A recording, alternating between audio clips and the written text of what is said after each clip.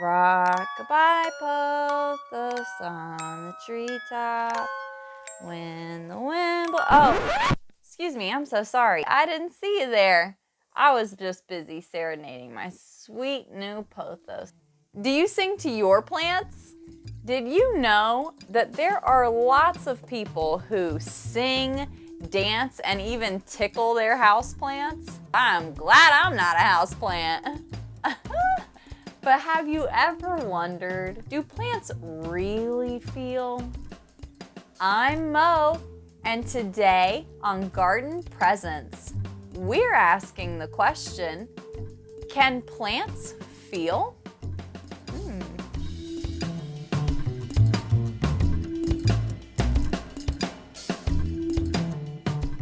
Charles Darwin and his son Francis were some of the first to hypothesize about the root brain theory.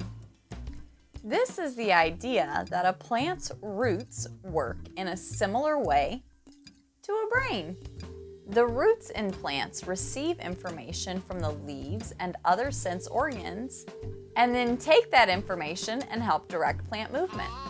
Although this thought by Darwin and Son was very intriguing, it was seen at the time as being highly controversial. This is because it's kind of a big leap to go from an animal brain to a plant brain. But it is still important today because the Darwins were some of the first to even consider plants as possibly having senses. Since that time, scientists have observed many different forms of plant sensation. Phototropism is a plant's ability to sense sunlight and move toward that direction. This helps to optimize photosynthesis. Gravitropism is a plant's ability to detect gravity. This helps to ensure that they grow up. Photoperiodism is the ability of plants to detect the seasons change. And there are many other instances of plant senses. Researchers are still learning more to this very day. Plants actually respond in a similar way to biochemical messages as an animal's nervous system. In fact, neurotransmitters such as serotonin and dopamine, which are in your brain at this very moment, are also naturally occurring in many plants. Plants are also capable of generating electrical impulses, and this can sometimes lead to leaf movement. This is similar to how we use electrical impulses in our neurons to create movement in our limbs. And if this isn't impressive enough, some plants are even capable of learning. When touched, the Mimosa pudica, or sensitive plant, contracts and folds its leaves. This also occurs when the same mimosa plant is dropped on the floor. However, if this mimosa plant were repeatedly dropped on the floor, the folding reaction would eventually stop.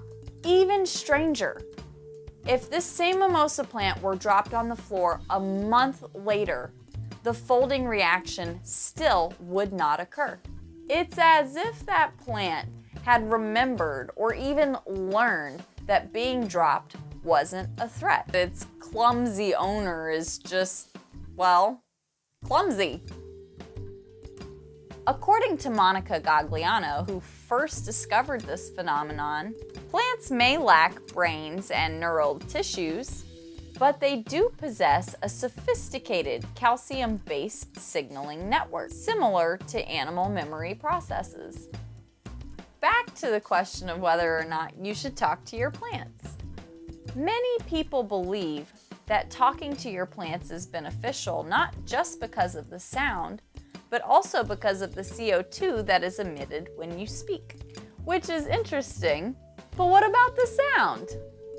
Scientists have demonstrated that sound at a different pitch, volume, exposure time, and distance from the source all have an effect on plant growth. Specifically, scientists have discovered that certain sounds help promote cell division and cell wall fluidity, and also enhances protective enzymes and plant hormones. Certain sounds can even boost the immunity of certain plants. For example, sound has been used in studies with tomatoes to show its effectiveness against fighting off aphids, spider mites, late blight, gray mold, and more. How does touch affect plant growth?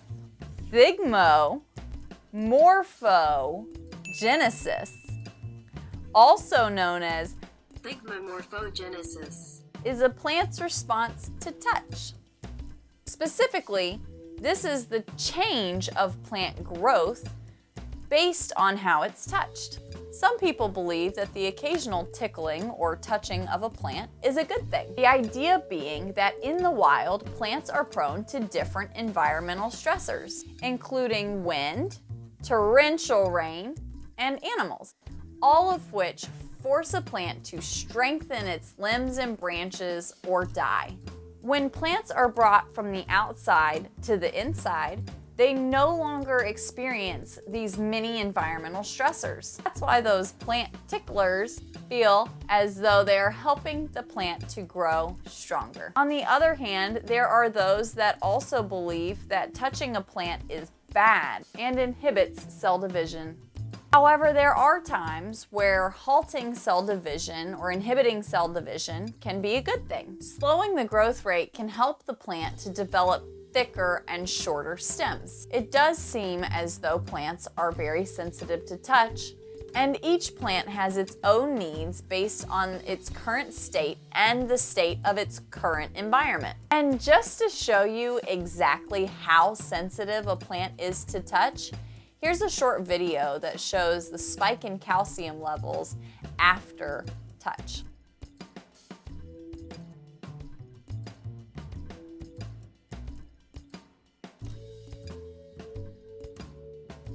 And we're back to our original question.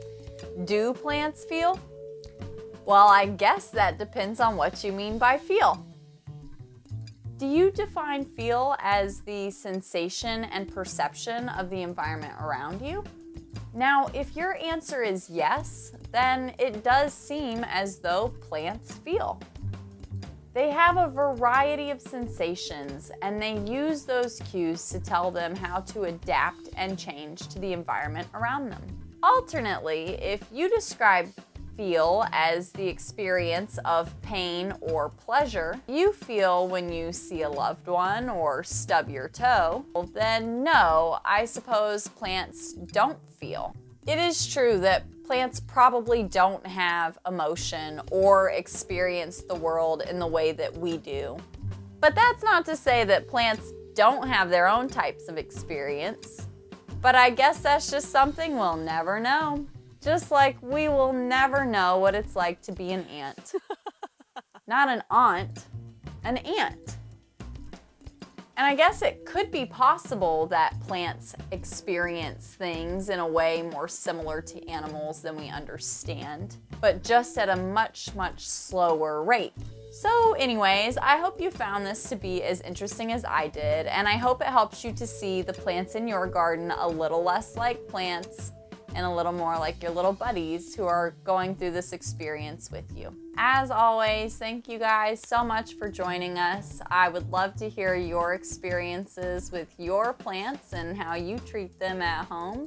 Post your thoughts down in the comments or if you have any questions. And as always, like and subscribe for more content. Bye, plant people.